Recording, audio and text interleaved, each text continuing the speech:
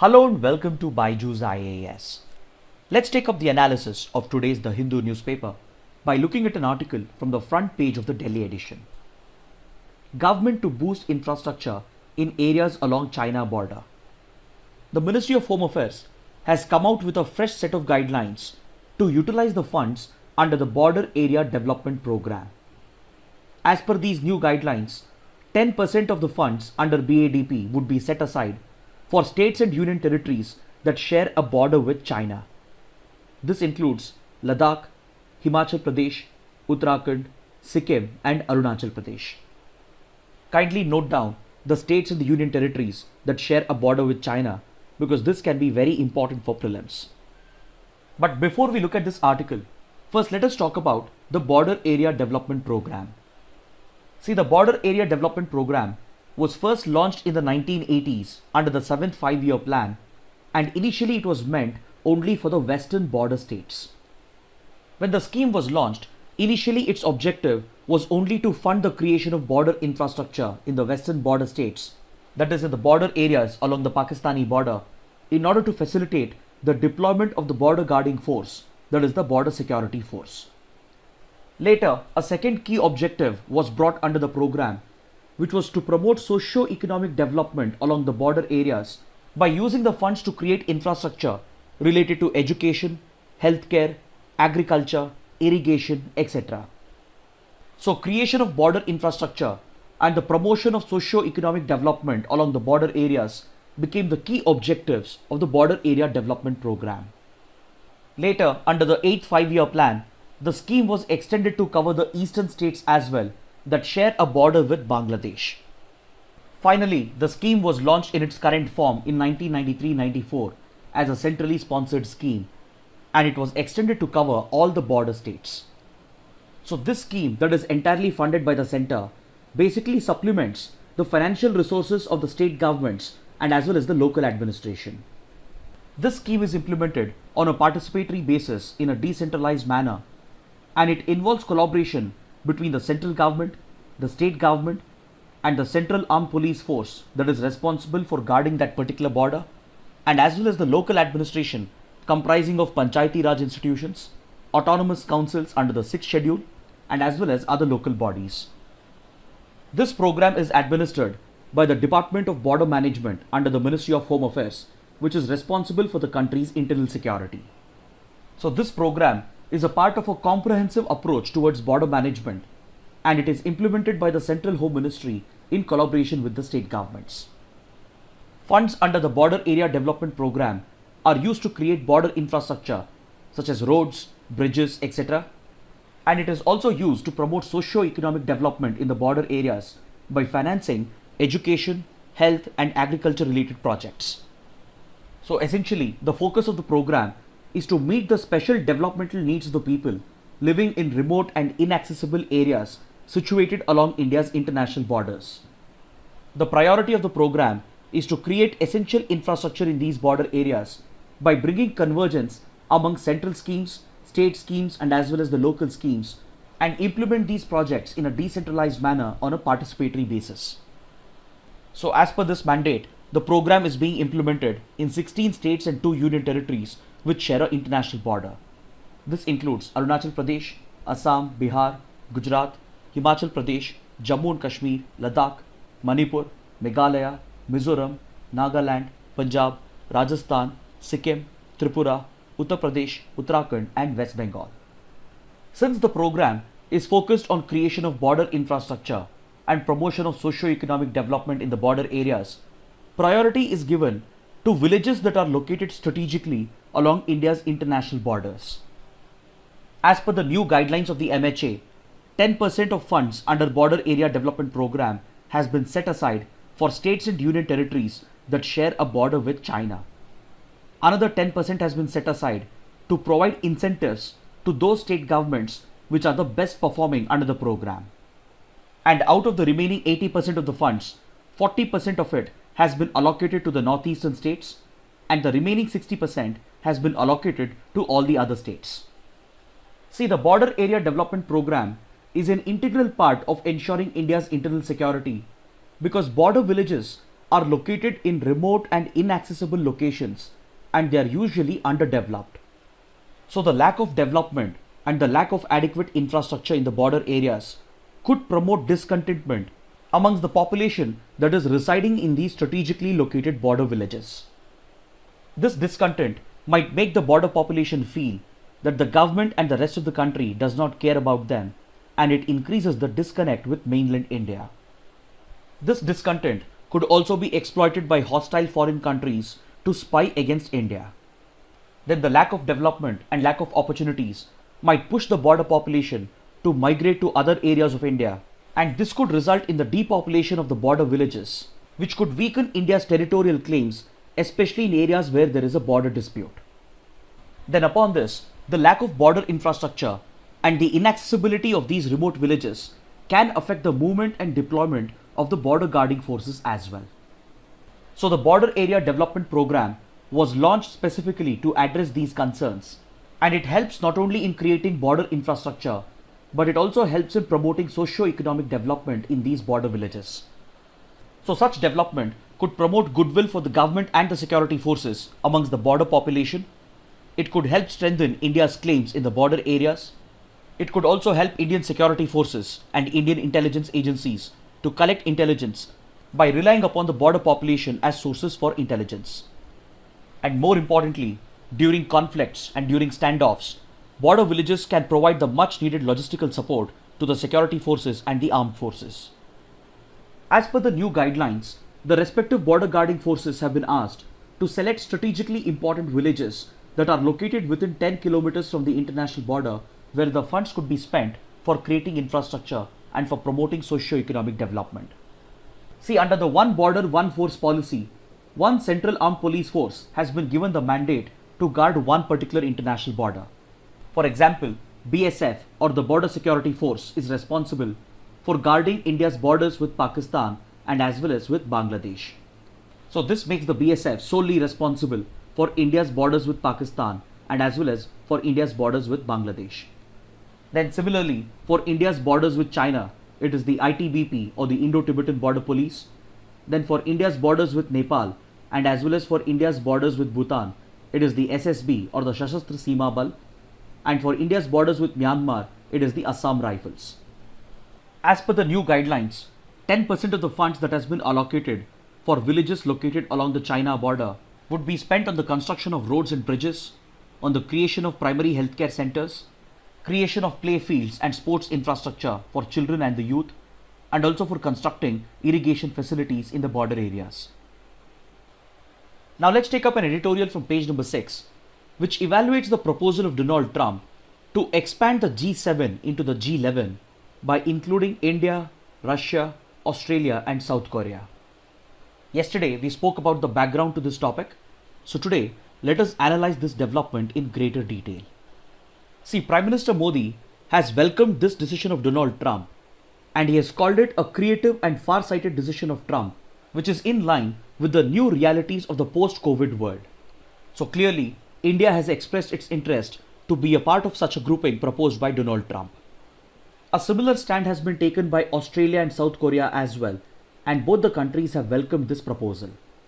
Whereas Russia, which has its own geopolitical conflict with the United States, has been cautious, and it has said that President Putin would be accepting Trump's invitation to attend this year's G7 summit, and it would be willing to consider this proposal only if it is treated as an equal partner.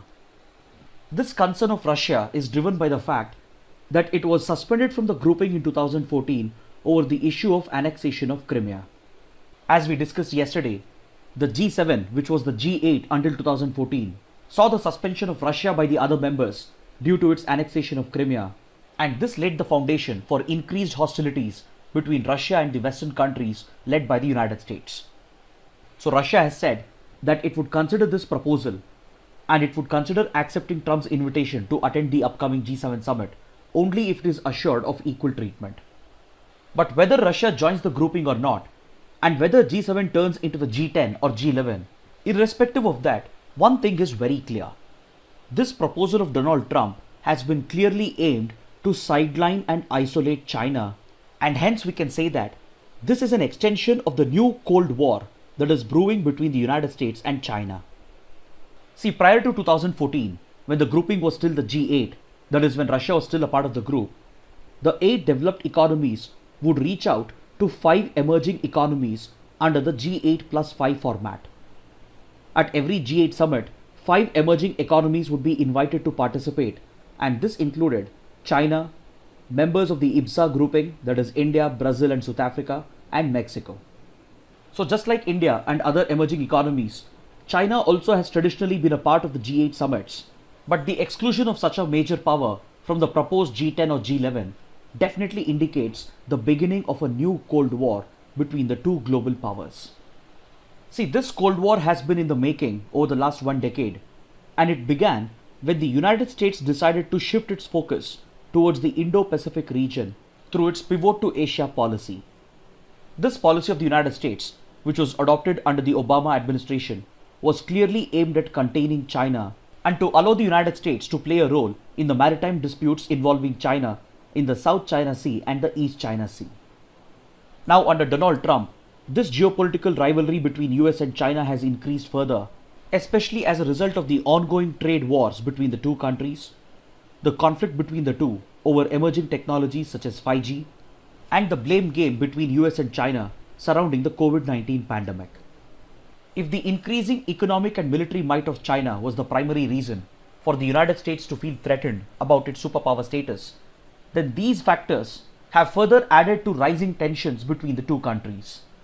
So the proposal of Donald Trump to establish such a grouping in the middle of an ongoing Cold War is basically an invitation for these countries to choose sides between the United States and China, and this places India in a very tough spot. See, if India were to join this proposed grouping, then it definitely brings India the much needed recognition that it deserves at the global high table. Over the last 2 decades, India has been seeking such recognition in order to ensure that its voice is heard at the global level. India being the world's largest democracy and one of the fastest growing economies in the world, it has always felt that the existing global institutions and multilateral platforms have not adequately recognized India's position, and they have not given a voice for India's aspirations. This is the primary reason why India has been pushing for reforms at the United Nations, at the World Bank, the IMF, etc. So the proposal of Donald Trump to provide a seat for India alongside other developed economies and leading powers of the world definitely comes as a much needed recognition for India. But the editorial says that India will have to carefully evaluate the geopolitical pros and cons of this development before joining the grouping, because as of now, the benefits of joining this grouping is still very unclear. See, there are a number of roadblocks that lie ahead before the creation of such a grouping, and India will have to carefully consider them. First and foremost, this proposal to expand the G7 has to be approved by the other members of the G7. Gaining the approval of the other members of the G7 is still not guaranteed because there are deep internal divisions within the G7 itself. Then second, Russia might try to derail this proposal due to its hostile relationship with the United States. It is highly unlikely that Russia would be willing to join a US-led grouping and abandon its close ally China. And third, even if the proposal is taken forward, will such a grouping be established before the presidential elections that have been scheduled for November 2020? Because if Trump were to lose the upcoming elections, then the proposal may not be revived by the new administration. As of now, the US government has indicated that Trump could host such a summit as early as September, when the leaders of these countries are anyways going to travel to the United States to attend the UN General Assembly summit. So without having more clarity on these uncertainties, India cannot afford to jump the gun and accept the proposal to be a part of the expanded G7. Then upon this, would India be willing to choose sides in this new Cold War between the US and China? The question is, would India be willing to compromise on its principle of strategic autonomy and join a camp led by the United States at the cost of isolating China? See, the foundational principle of India's foreign policy is the maintenance of its strategic autonomy. Over the last 7 decades, India has consistently upheld this policy, and it has consciously chosen to be non-aligned without choosing any of the power blocks. Yes, in 1971, during the liberation of Bangladesh war, India was forced to side with the Soviet Union. But this was more because of the hostility that the United States showed towards India during the conflict, and it was not a choice that India made. But after the collapse of the Soviet Union and after the Cold War came to an end, India has consistently followed the principle of strategic autonomy, and it has maintained a considerable distance from all the powers. It has chosen to not be a part of any power bloc, and it has chosen not to be seen as an ally of any country. Instead, India has believed in maintaining friendly relations with all the countries on a bilateral basis based on India's national interests. So the question is, if India were to accept this proposal of Donald Trump and be a part of such a grouping which isolates China, would India be willing to increase tensions with China, with which it shares a long border and a standing border dispute? Despite the numerous differences and conflicts that both India and China have, both the countries do share a close relationship, and partnership between India and China is very crucial for an emerging Asia and as well as for the rest of the world. So would India be willing to risk this relationship in its neighborhood for the sake of pursuing a closer relationship with the Western countries and other global powers? This is a tough question that India needs to answer before it decides to join such a grouping. Then finally, India should also consider whether the current G7 is really an effective platform for addressing global issues. As we discussed, deep divisions and differences have emerged amongst the G7 members of late, especially under the Trump administration. The United States in particular has a number of disagreements with other members of the G7 over a number of contentious issues such as climate change, Iran's nuclear program, etc. On the subject of climate change, European members of G7 have been willing to accept more commitments, whereas the United States has given up on its responsibilities and commitments as far as global warming and climate change are concerned.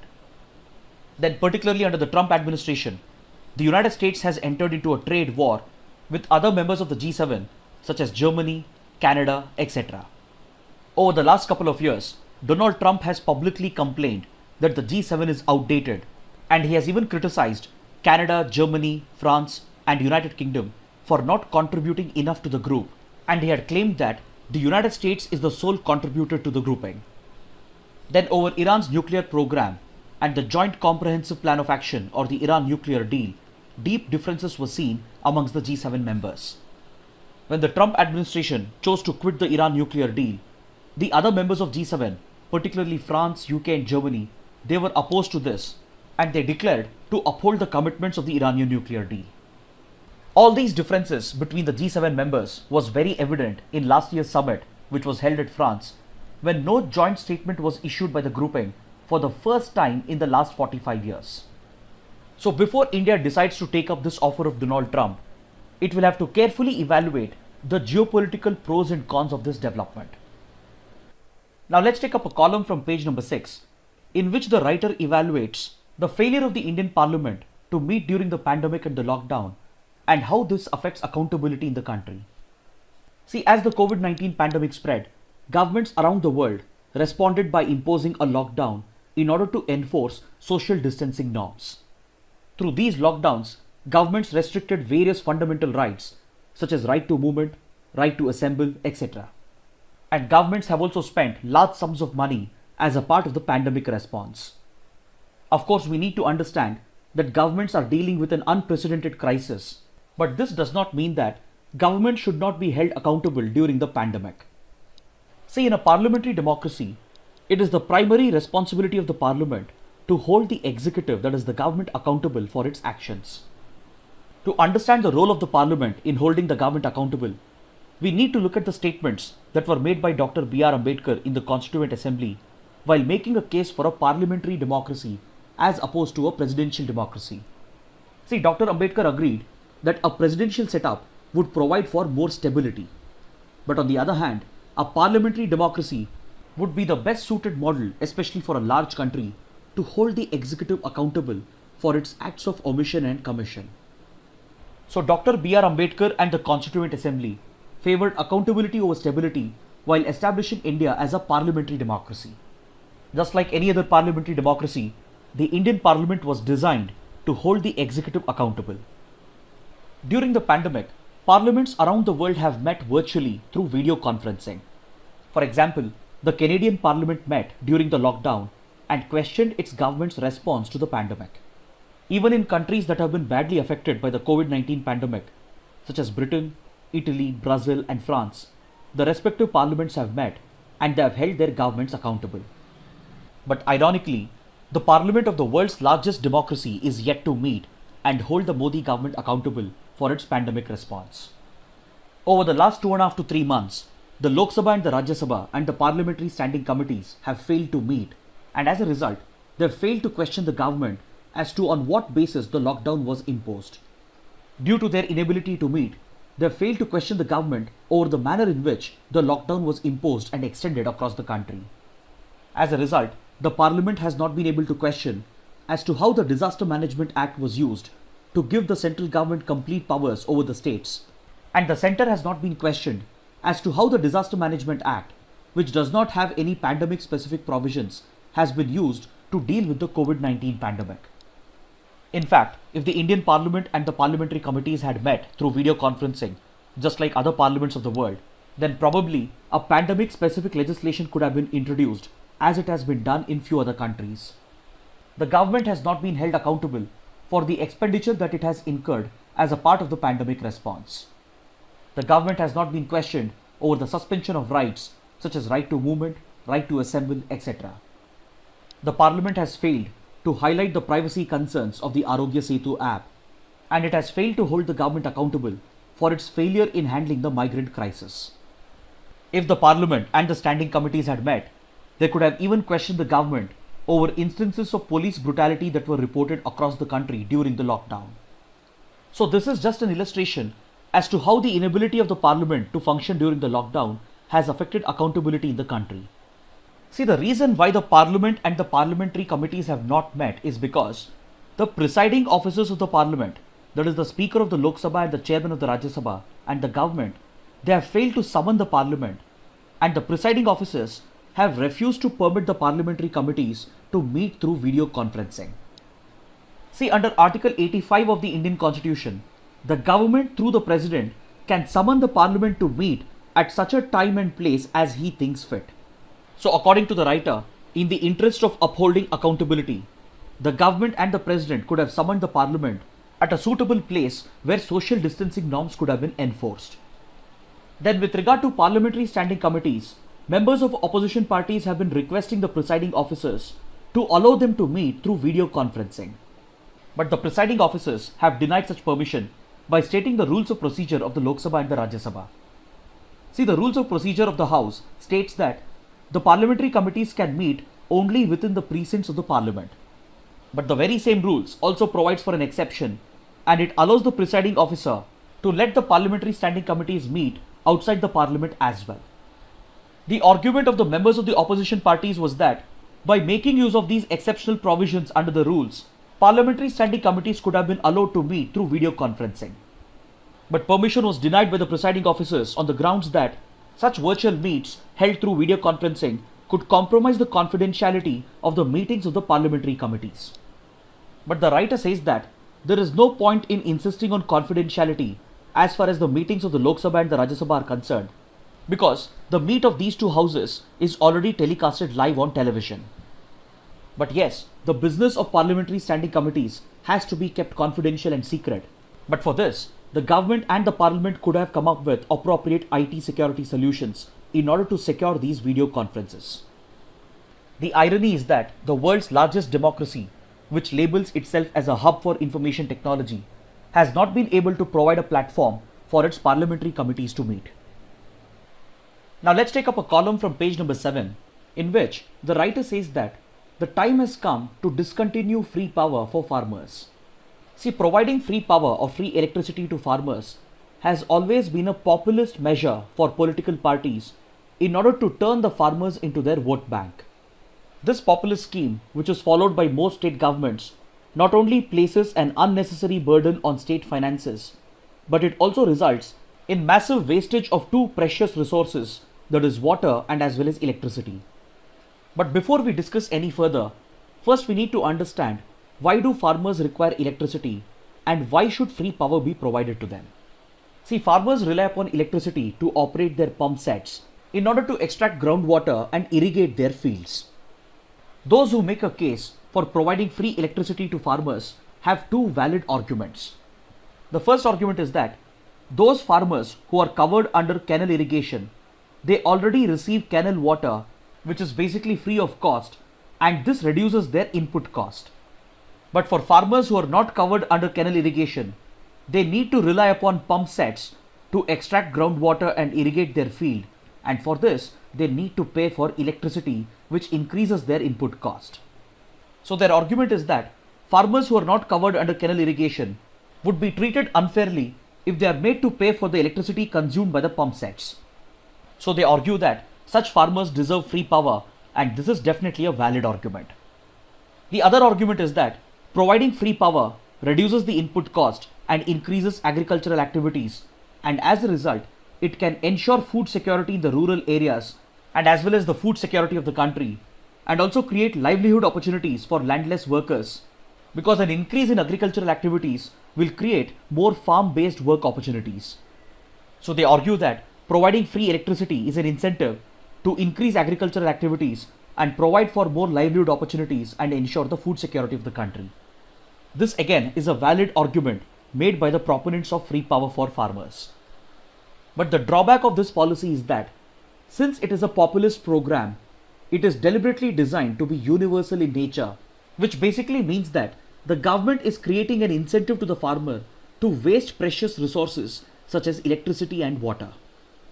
It is a basic economic concept that when a precious resource is provided for free, there is no incentive to conserve or to practice judicious usage, and this results in massive wastage of electricity and as well as water. So those who are against the policy of providing free electricity to farmers, they argue that this policy not only places an unnecessary economic burden on the government and the state finances, but it also has an environmental cost. Especially in a country such as India, which already stands as the largest exploiter of groundwater in the world, the provision of free electricity will only promote its overexploitation. Studies have also shown that providing free electricity tends to get misused at the ground level, especially by local farmers and the local officials, and it also places an unnecessary financial burden on the distribution companies. But since the proponents of free power have a valid argument, the central government was looking at a possible solution which could at least take away the environmental cost, because most state governments are okay with the economic burden. So in order to make this policy more efficient and make it more environment friendly, the then Prime Minister Manmohan Singh had proposed a solution. He had called for the suspension of free power for farmers, and instead he had advocated the direct transfer of the subsidy to the farmer's bank account. But despite his proposal, the UPA government had failed to implement this recommendation. But finally, the Modi government has prescribed that state governments have to suspend providing free electricity to farmers and instead directly transfer the subsidy to the farmer's bank account through the DBT system or the direct benefit transfer system. And this has been made as a condition if the central government has to raise the borrowing limits of the state governments. The writer appreciates this policy of the central government as it reduces the environmental cost and also makes the policy more efficient and economically prudent. But however, we need to wait and watch as to how the state governments are going to respond. See, Tamil Nadu has already opposed this proposal because Tamil Nadu was the first state to introduce the provision of free electricity way back in 1984. Most state governments are likely to oppose this proposal because political parties at the state level know very well that providing free electricity is a populist measure which can create an assured vote bank for them during elections. We can expect a similar response from Andhra Pradesh, Telangana and Punjab as well, where such policies are being continued. But Karnataka might become the first state in southern India to implement the DBT system for power supply, and this could set an example for other states to follow. And also note that Maharashtra is the only state in India which has scrapped providing free electricity to farmers. Now let's take up an article from page number 9. The Union Cabinet headed by the Prime Minister has decided to establish an empowered group of secretaries and also to set up project development cells in various ministries and departments in order to attract investments. This decision has been taken due to the slowdown in industrial activity as a result of the COVID-19 pandemic. The government hopes that the establishment of these institutions will enable the government to make more investor-friendly decisions and speed up decision making and the issuance of necessary clearances, and promote interministerial coordination in order to speed up the execution of new projects. The government also hopes that the empowered group of secretaries and project development cells within ministries and departments would be able to support and handhold the new industries. This decision is expected to enable the creation of lakhs of direct and indirect jobs and take India closer towards the ambition of turning it into a $5 trillion economy. And for the sake of prelims, kindly note down the composition of the empowered group of secretaries. This empowered group will be headed by the Cabinet Secretary as the chairperson, and the Secretary of the Department for Promotion of Industry and Internal Trade within the Ministry of Commerce will act as the member convener of the empowered group. The other members of the empowered group include the CEO of Niti Aayog, the Secretary from the Ministry of Commerce, the Secretary from the Department of Revenue and the Department of Economic Affairs in the Ministry of Finance, and along with this, other secretaries from concerned departments will be brought in based on the project. Now let's take up an article from page number 10. The Union Cabinet has approved 3 important ordinances for reforming the agriculture sector in order to bring benefits to the farmer and the consumer who are suffering from the impact of the pandemic. The first ordinance approved by the Union Cabinet is to amend the outdated Essential Commodities Act of 1955. See, this legislation traces back its origin to the Second World War and famines of the 1940s and 1950s. This legislation had been brought in to prevent hoarding and black marketing in order to deal with shortage of food items and price rise, especially during wars and calamities. Over the years, governments have included a number of commodities as essential commodities, thus restricting their production, their storage, their movement and distribution. The agriculture and the food industry has always felt that these excessive restrictions of the Essential Commodities Act has always affected the interests of the farmer and as well as that of the industry. So deregulating these commodities by amending the Essential Commodities Act was a part of a 10-year-old debate, and finally the government has approved an ordinance which removes cereals, pulses, oilseeds, edible oils, onion and potatoes from the list of essential commodities. This deregulation will apply for the production, storage, movement and distribution of these commodities, and it is expected to help bring benefits to the farmer and as well as the food processing industry. The second ordinance that has been approved is the Farming Produce, Trade and Commerce Promotion and Facilitation Ordinance 2020. This ordinance allows the farmers to sell their produce outside the notified mandis or APMC yards.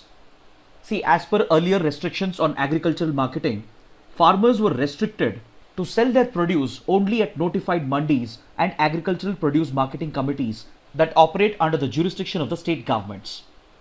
So this restriction was affecting the right of the farmer to sell the produce to any buyer, and it was only seen to be benefiting the middlemen with increased cost for the consumer as well. Plus, the earlier restrictions on agricultural marketing restricted the interstate trade and movement of agricultural commodities. So through this ordinance, the centre is hoping to remove the barriers on interstate trade and movement of agricultural products, and it also provides farmers the freedom to sell their agricultural produce outside these notified mandis and APMC yards. But this ordinance might face a constitutional challenge because agriculture and agricultural markets are essentially state subjects under the 7th schedule of the Indian Constitution. A number of state governments are likely to oppose this ordinance because if farmers are allowed to sell outside APMC yards, then it is going to affect the revenue of the state governments, because currently states are imposing a levy on the produce that is sold and marketed within APMC yards. So state governments would be unwilling to let go of this jurisdiction. But the centre is hoping that since trade and commerce and food items fall under the concurrent list, the ordinance can be pushed through.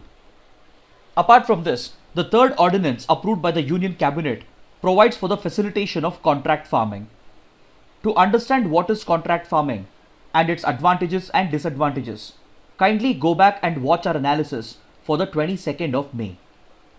The government hopes that these agricultural reforms will bring benefits to the farmer and as well as the consumer and attract more private and foreign investment in agricultural logistics, such as the establishment of modern warehousing facilities, creation of cold storage infrastructure, and such private and foreign investments in the food supply chain is expected to increase the farmer's income and as well as reduce the wastage of perishable commodities. Now let's take up the practice questions for the day. Which of the following is seen as invaluable Indian cultural heritage in Gilgit-Baltistan? The correct answer is option A, Buddhist rock carvings. This question has been asked because according to this article on page number 9, India has slammed the defacement of Buddhist rock carvings in Gilgit-Baltistan. Now let's take up the next practice question. Which of the following is seen as a defining element in India's relations with Bhutan? The correct answer is option B, hydropower cooperation. This question has been asked because according to this article on page number 9, India and Bhutan have signed an agreement for environment cooperation.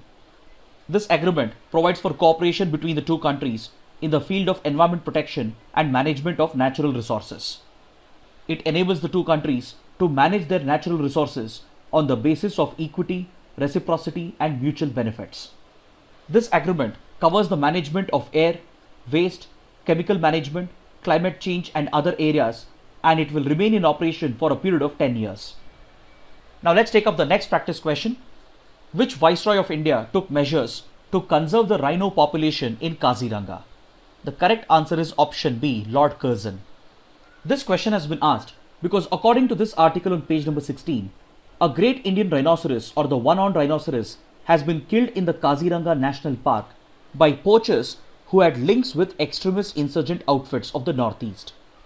The poaching of a rhino by extremist outfits based out of the Karbi Anglong region has exposed the connections that exist between organized crime and extremist and insurgent and terror outfits.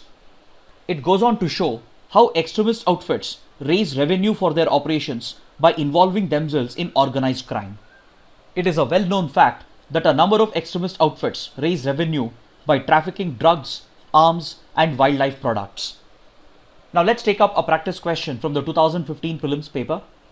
In the South Atlantic and Southeastern Pacific regions in tropical latitudes, cyclone does not originate. What is the reason? The correct answer is option A. Sea surface temperatures are very low. See, we had discussed yesterday that for tropical cyclones to form, the sea surface temperature has to be very high. It has to be at least above 26 degrees Celsius. But in the South Atlantic and in the Southeastern Pacific region, the sea surface temperature is very low as a result of cold oceanic currents. So this inhibits the formation of tropical cyclones, hence option A is the right answer. Finally, let's take up a couple of mains practice questions. The first question, discuss the objectives of the Border Area Development Program and highlight the priority areas for the scheme along the India-China border. The second question, the proposed G11 grouping would recognize India's place amongst the world's richest nations and acknowledge its global voice. However, the government must weigh the pros and cons before acceding to join the grouping. Critically evaluate. Kindly write an answer to these questions and post your answers in the comment section below. So this concludes our discussion for the day. Thanks for watching.